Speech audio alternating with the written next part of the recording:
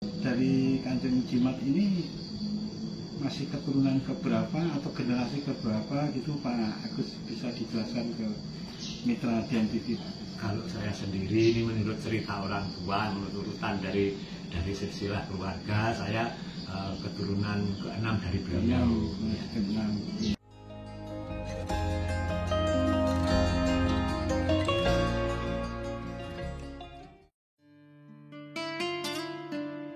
Assalamualaikum warahmatullahi wabarakatuh, mitra DMTV.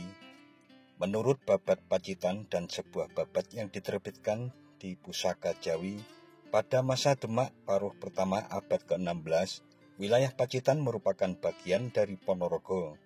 Dikisahkan di dalam babat tersebut bahwa orang-orang Pacitan mungkin berasal dari rombongan Bathara Katong yang diberi izin menempati daerah Pacitan.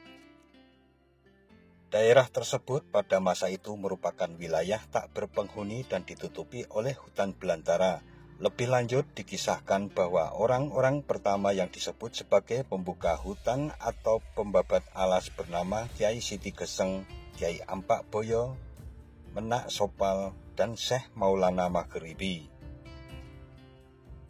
Di salah satu sudut kota Pacitan, tepatnya di wilayah Kebonregi, Tanjung Sari, Kecamatan Pacitan, Kabupaten Pacitan, Jawa Timur, terdapat sebuah kompleks pemakaman yang dikenal dengan Pemakaman Giri Sampurno. Makam Giri Sampurno adalah sebuah pemakaman di area perbukitan dengan makam Kanjeng Jimat, seorang tokoh yang berperan penting bagi penyebaran Islam di Pacitan serta dikenal sebagai bupati ketiga di daerah yang juga dikenal dengan sebutan Wengker Kidul ini. Kanjeng Jimat yang memiliki nama asli Joyoniman ini sempat menjadi penasihat Pangeran Diponegoro saat peristiwa Perang Lesung. Diketahui pemimpin awal Pacitan adalah Tumenggung Notopuro dan Tumenggung Setra Ketipa. Beliau memiliki juga peran yang signifikan dalam babat Pacitan dan perkembangannya. Dalam berbagai referensi tentang babat Pacitan, sejarah mulainya menggunakan metode kepemimpinan bupati dengan model kabupaten adalah saat terjadinya peristiwa pemberontakan oleh Pangeran Mangkubumi di wilayah Karesidenan Madiun. Setelah peristiwa pemberontakan tersebut, pada akhirnya banyak rakyat dari kasta rendah diangkat menjadi tumenggung, termasuk salah satunya Ngabei Notopuro yang diangkat menjadi tumenggung kosong dan pada akhirnya ditetapkan sebagai bupati di Nanggungan. Masih dikisahkan dalam babat Pacitan, saat pada akhirnya Pangeran Mangkubumi menjadi raja di Keraton Yogyakarta Hadiningrat, beliau membagi tanah Monco Nagari menjadi dua. Sebagian ikut pemerintahan kerajaan di Surakarta dan sebagian di bawah kerajaan Yogyakarta. Untuk tanah Pacitan sendiri akhirnya juga dibagi menjadi dua oleh Pangeran Mangkubumi dengan rincian pembagian sebagai berikut. 1. Wilayah Nanggungan ikut pemerintahan Keraton Ngayogyakarta Hadiningrat, dan 2. Wilayah Rejoso dan beberapa daerah di sekitarnya ikut pemerintahan Surakarta Hadiningrat.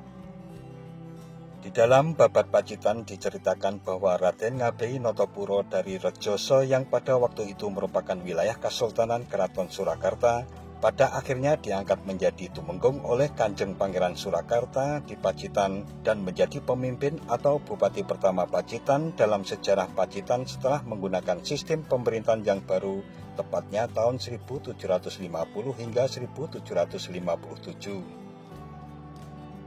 Kemudian Setra Ketipa dalam perang yang pada akhirnya menentukan nama Pacitan memiliki peranan yang begitu signifikan, terutama saat beliau memberikan obat mujarab kepada sang pangeran dengan memberinya buah pace untuk selanjutnya diminum sebagai obat yang mampu membuat para pasukan kembali memiliki kekuatan untuk berperang. Setelah peristiwa tersebut, Setra Ketipa yang jabatannya hanya abdi dalem akan dijanjikan oleh Pangeran Mangkubumi diberikan kedudukan sebagai bupati. Setelah pada akhirnya Kanjeng Pangeran Mangkubumi menjadi raja di Keraton Yogyakarta, semua abdi dalemnya yang turut berkontribusi membantu peperangan seperti Penewu, Kliwon, dan Menteri Timbang diberikan imbalan berupa jabatan bupati. Tetapi rupanya sang raja ini lupa kalau Setra Ketipa juga memiliki peran yang signifikan membantu peperangan. Hanya Setra Ketipa sendiri yang oleh raja tak diberikan imbalan apapun karena beliau lupa. Tetapi pada akhirnya Setra Ketipa punya satu akal untuk mengingatkan sang raja yang lupa akan janjinya itu. Beliau melakukan pelanggaran berat dan pada akhirnya akan dihukum kisas oleh sang raja. Saat sebelum dikisas, Setra Ketipa minta buah pace kepada sang raja untuk dibawa ke kubur. Pada saat momentum Setra Ketipa meminta pace inilah sang raja kembali teringat akan perjanjian saat perang berkecamuk untuk memberinya imbalan menjadi bupati. Dalam kisahnya, akhirnya sang raja memberinya wilayah kepada Setra Ketipa menjadi Bupati Pacitan kedua. Selain itu juga Setra Ketipa dijodohkan dengan anak gadis dari Panggul, Trenggalek, Putri Demang Panggul yang bernama Mas Ajeng Nitisari. Setelah menjadi bupati, Setra Ketipa diberi nama oleh sang raja dengan nama Tumenggung Setrowijoyo. Ada kisah yang unik dari Tumenggung Setrowijoyo I ini karena peristiwa pace yang membuat beliau mendapatkan rezeki. Beliau sering disebut dengan Tumenggung Pace oleh orang-orang di wilayahnya. Hasil perkawinannya dengan Mas Ajeng Nitisari, beliau dikaruniai putra yang dinamakan Tumenggung Setrowijoyo II, yang kelak pada akhirnya menggantikan Setrowijoyo I.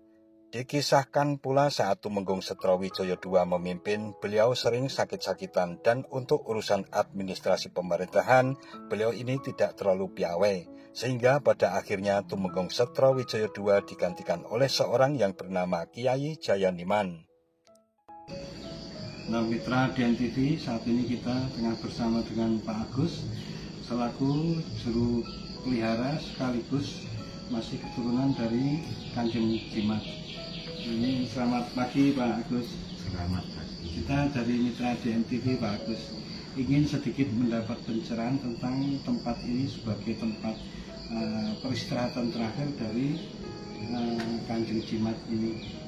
Sebelum ke riwayat yang Kanjeng Jimat, untuk bangunan sendiri di kompleks ini mulai dipugar atau diperhatikan untuk menjadi tempat wisata ziarah di Pacitan ini sejak kapan Pak Agus? Ini kalau mengenai pembangunan makam ini sudah mengalami 3 kali perubahan, jadi 3 kali renovasi. Ya. Yang pertama itu dulu rumah bangunan joglo, rumah Jawa, terus dipugar menjadi tembok tapi cuma setengah, terus ada pagarnya. Terus yang terakhir ini di tahun 1989. Kalau mengenai menjadi istilahnya tempat ziarah itu sudah dari dulu sudah menjadi tempat ziarah. Mungkin bisa dijelaskan ke mitra DMTV Pak Agus, ini untuk apa alur terah Pak Agus sendiri dari Kanjeng Jimat ini masih keturunan keberapa atau generasi keberapa gitu Pak Agus, bisa dijelaskan ke mitra DNTV Pak? Kalau saya sendiri ini menurut cerita orang tua, menurut urutan dari silsilah keluarga, saya keturunan ke-6 dari beliau.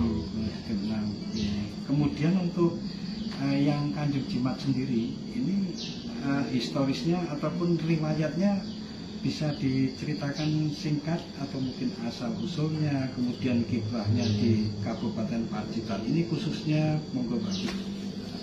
Kalau Bapak itu panjang sekali, cuma kita ngambil singkatnya sarinya saja. Dulu beliau adalah salah satu penyebar agama Islam di Pacitan. Beliau juga menjadi Bupati Pacitan. Beliau juga pernah menjadi pendereknya Pangeran Diponegoro. Beliau juga pernah dipercaya menjaga barang-barang pusaka di Surakarta. Jadi kalau nama asli beliau Eyang Jayaniman. Terus menjadi bupati itu dapat gelar Jogokaryo. Waktu menyebarkan agama Islam itu dapat gelar Poncogomo. Terus Kanjeng Jimat ini dapat gelar dari Surakarta waktu dipercaya menjaga barang-barang pusaka di sini. Kalau asal beliau adalah asli putra Pacitan. Seperti itu. kemudian wilayah ataupun bekas asalnya itu mungkin secara detail bisa dirincikan, mungkin di sekitar timur Grindulu, barat Grindulu, atau ada wilayah khusus yang sampai sekarang ataupun nama lain dari tempat asal yang ini, Pak Agus?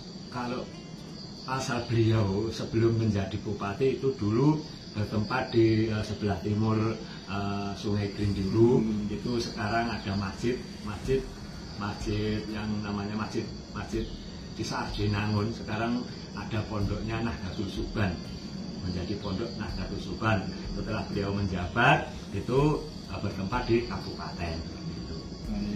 Nah, demikian Mitra DMTV penjelasan singkat dari Pak Agus selaku keturunan ataupun juru pelihara langsung di tempat peristirahatan terakhir dari Kanjeng Yang Jimat ini. Dikutip dari pacitanku.com, Kiai Joyoniman adalah seorang kiai yang saat sebelum beliau menjadi pemimpin tertinggi di Pacitan hanyalah seorang mudin di Kampung Tanjung Sari. Itu pun karena beliau diambil anak angkat oleh Tumenggung Setrowijaya I sembari memperdalam ilmu keislamannya di Tanjung Sari. Setelah beliau jadi mudin di Tanjung Sari, beliau diangkat menjadi ngabehi di Arjowinangun, dan pada puncaknya setelah Tumenggung Setrowijaya I meninggal dunia dan digantikan oleh Kiai Joyoniman setelah diketahui bahwa Tumenggung Setrowijaya II sakit-sakitan dan juga kurang piawai menjalankan roda pemerintahan.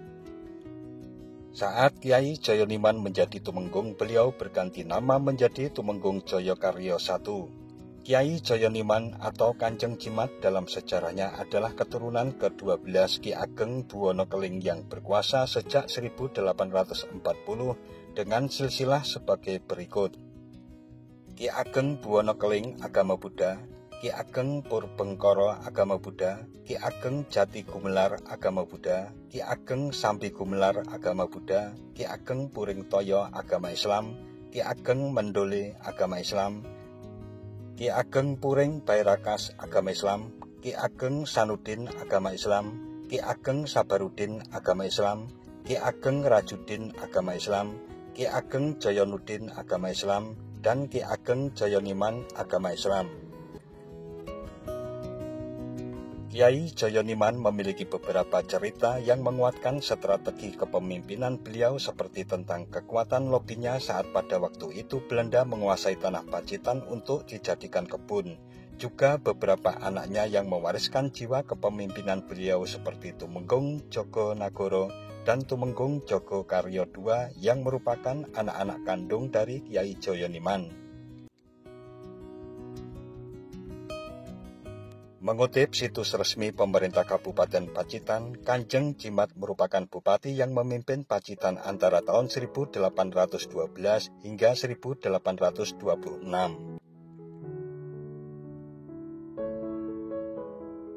Nah, Mitra DMTV, demikian suasana makam Kanjeng Jimat dan balutan sekilas babat Pacitan yang menyertai perjalanan hidup beliau dan perkembangan Pacitan khususnya. Jangan lupa subscribe dan tekan tombol loncengnya agar tidak ketinggalan dengan video-video terbaru dari DMTV. Sekian dan wassalamualaikum warahmatullahi wabarakatuh.